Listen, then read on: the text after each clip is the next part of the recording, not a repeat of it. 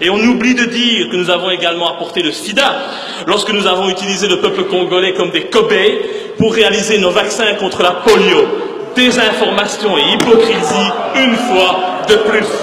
L'heure est venue d'oser regarder la vérité en face, d'oser reconnaître que jamais notre pays n'aurait pu se développer comme il l'a fait, sans avoir pillé les richesses du Congo, sans avoir pillé les richesses du Congo, sans avoir pillé les richesses du Congo, sans avoir asservi le peuple congolais. 10 millions de morts, cela représente 50% de la population congolaise de l'époque, mais jamais notre pays s'est sincèrement excusé pour ces exactions. Aujourd'hui, plus de 100 ans après ces faits, notre pays a l'obligation morale de faire un devoir légitime et élémentaire de mémoire. Le Congo est pour toujours un pays frère, un pays sans lequel jamais la Belgique ne serait devenue une grande puissance européenne. Le règlement, c'est le règlement.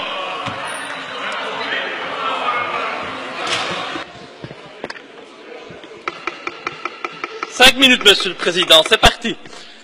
Chers collègues, un pays ne peut se grandir qu'en ayant le courage de regarder en face son histoire et de reconnaître ses crimes et ses erreurs passées.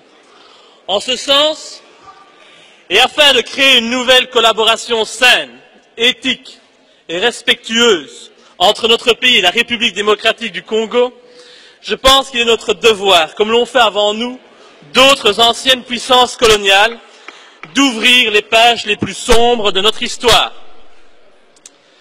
L'heure est venue d'oser regarder la vérité en face, d'oser reconnaître que jamais notre pays n'aurait pu se développer comme il l'a fait, sans avoir pillé les richesses du Congo, sans avoir asservi le peuple congolais.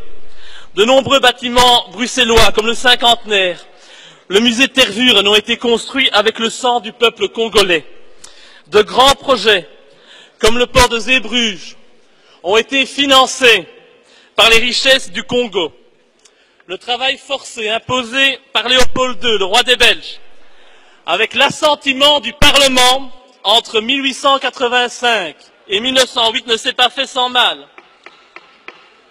Des populations furent massacrées, domptées par la force par l'envahisseur, des femmes furent violées par les représentants de l'autorité coloniale. La déportation fut pratiquée, sans oublier la tristement célèbre coutume colonialiste des mains coupées, qui toucha également des enfants. Après le règne de Léopold II, la colonisation a elle aussi fait de nombreux dégâts et de multiples victimes. Au total, notre pays est responsable de la mort de 10 millions de Congolais, ça mérite un peu de respect. Un des plus grands génocides du monde. Ces chiffres furent évoqués pas par moi, mais par une commission officielle du gouvernement belge en 1919.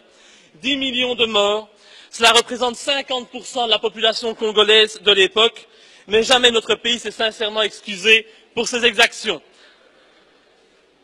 Bien sûr, le comportement brutal des colonisateurs était monnaie courante à cette époque, mais ces éléments ne changent et n'excusent en rien les faits qui ont été commis par des représentants de la Belgique, avec l'approbation claire et ferme du souverain de l'époque, le roi Léopold II. L'ambition de notre roi et le statut qu'il voulait offrir à notre pays ne doivent, c'est pas possible, hein,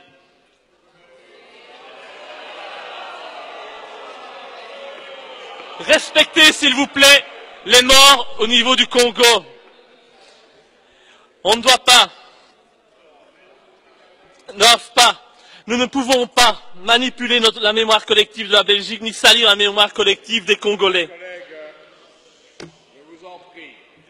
Aujourd'hui, plus de 100 ans après ces faits, notre pays a l'obligation morale de faire un devoir légitime et élémentaire de mémoire. Le Congo est pour toujours un pays frère, un pays sans lequel jamais la Belgique ne serait devenue une grande puissance européenne. Nous ne pouvons pas aujourd'hui jouer la politique de l'autruche, ignorer la réalité et transformer l'histoire comme bon nous semble. En tant que démocrates, nous devons nous excuser pour le mal que nous avons causé au Congo. C'est bien la moindre des choses. En hommage aux Congolais qui ont connu le travail harassant, exigé en échange de salaires qui ne leur permettaient ni de manger à leur faim, ni de se vêtir ou de se loger décemment ou encore d'élever leurs enfants comme des êtres chers. Pour ceux qui ont connu les ironies, les insultes, les coups matin, midi et soir, parce qu'ils étaient des nègres, ceux qui n'oublieront jamais qu'un noir, on lui disait simplement « tu », non pas comme à un ami, mais simplement parce que le « vous » honorable était réservé aux seuls blancs. en hommage à ceux qui ont vu leurs terres spoliées, au nom de textes prétendument légaux qui ne faisaient en fait que reconnaître le droit du plus fort, le droit du colon. Eh bien, pour ces gens qui durent accepter que la loi n'était jamais la même, selon qu'il s'agissait d'un blanc ou d'un noir, pour ceux qui ont connu les souffrances atroces des relégués pour opinion politique ou pour leurs croyances religieuses, comme Simon Kimbangu, exilés dans leur propre patrie, et pour qui un avenir pire que la mort était réservé.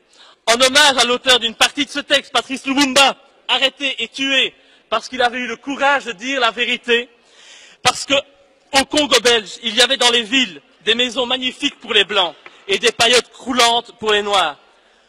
Pour tout cela, pour toutes les souffrances